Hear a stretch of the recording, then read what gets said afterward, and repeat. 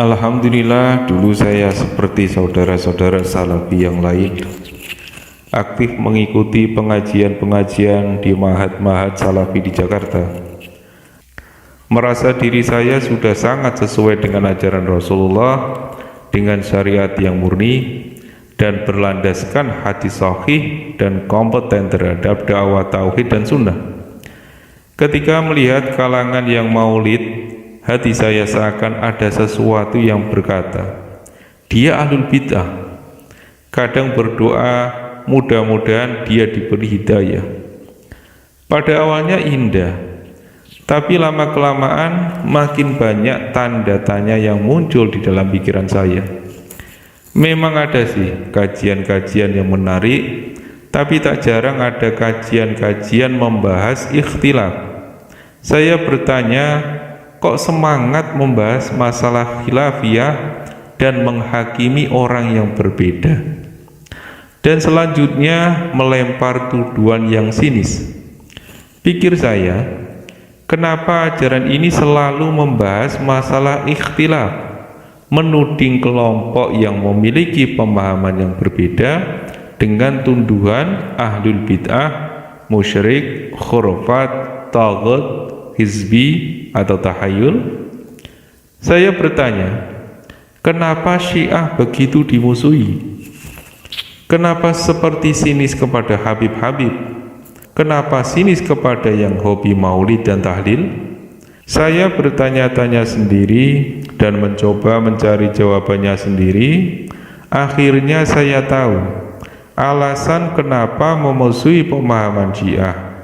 Saya pikir, oh iya benar, ternyata pemahaman Syiah keliru. Pertanyaan pertama saya sudah terjawab.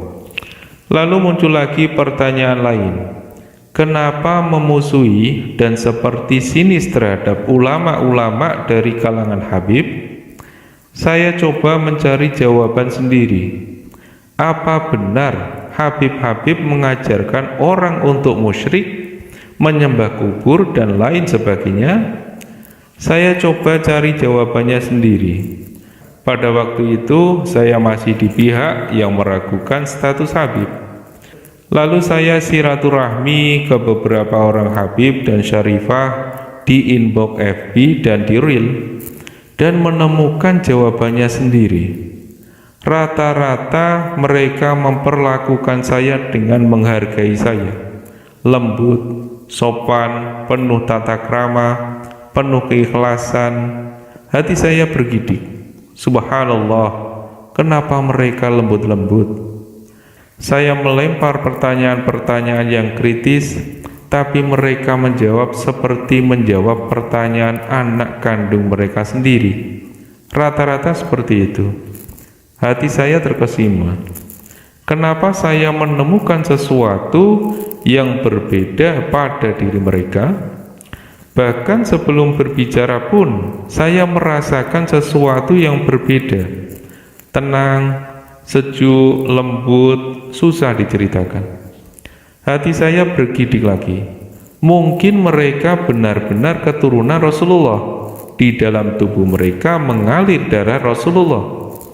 Setelah itu saya masih aktif di pengajian salafi, sampai pada akhirnya mereka membahas Habib lagi. Batin saya seakan berontak dan menolak semua ucapan sang ustadz. Ingin rasanya saya berteriak, tidak, apa yang kau katakan tidak benar. Tapi apalah daya, semua hanya terpendam di hati.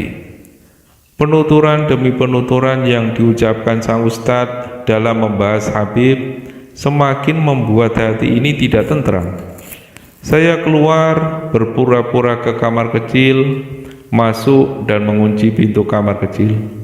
Saya menangis, tak tahu kenapa. Saya keluar dari kamar kecil dan tidak berniat mengikuti pengajian lagi. Pulang ke rumah dengan air mata yang berlinang. Saya tidak tahu kenapa menangis, tetapi batin saya seakan tidak terima atas pembahasan sang ustadz yang menyudutkan para Habib. Hari berganti, minggu-minggu berikutnya saya masih sering hadir di pengajian salafi seperti biasa. tapi juga di hari lain menyempatkan diri mengikuti pengajian-pengajian yang dilaksanakan Habib-Habib di majelis Rasulullah, Nurul Mustafa, Al-Anwar, Ustadzah Halimah Al-Idrus, Majelis Nisa, Petamburan, dan lain-lain. Hati saya tidak bisa berdusta. Saya merasa jauh lebih merasa nyaman di majelis Aswaja. Betapa bahagia ketika mengikuti maulid. Saat-saat qiyam ada rasa rindu yang membara kepada Rasul yang tidak bisa diungkapkan. Sekarang sudah 1 tahun lebih saya tidak pernah lagi mengikuti pengajian salafi manapun. Saya hanya aktif di pengajian Aswaja. Puncak penolakan saya terhadap pemahaman salafi ketika salafi beranggapan bahwa kedua orang tua Rasulullah masuk neraka. Batin saya menolak sekeras-kerasnya, seakan teriakan yang membelah langit.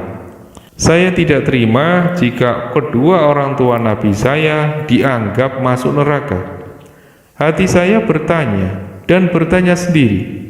Yang pertama, kenapa melarang tabarruk di makam Nabi? Kedua, kenapa melarang orang bergembira atas kelahiran Nabi? Ketiga, kenapa melarang orang tawasul kepada Nabi? Keempat, kenapa melarang orang membuat syair pujian kepada Nabi sebagai ekspresi ungkapan rasa cinta mereka? Kelima, kenapa peninggalan-peninggalan Nabi seperti rumah Nabi di Saudi seakan tidak terawat? Keenam, kenapa seperti sinis kepada keturunan Nabi? Ketujuh, kenapa menganggap kedua orang tua Rasul masuk neraka? Saya menolak pemahaman ini. Ini bukan cinta Nabi, tapi seperti memusuhi Nabi. Wallahu alam. Semoga Allah mengampuni hamba.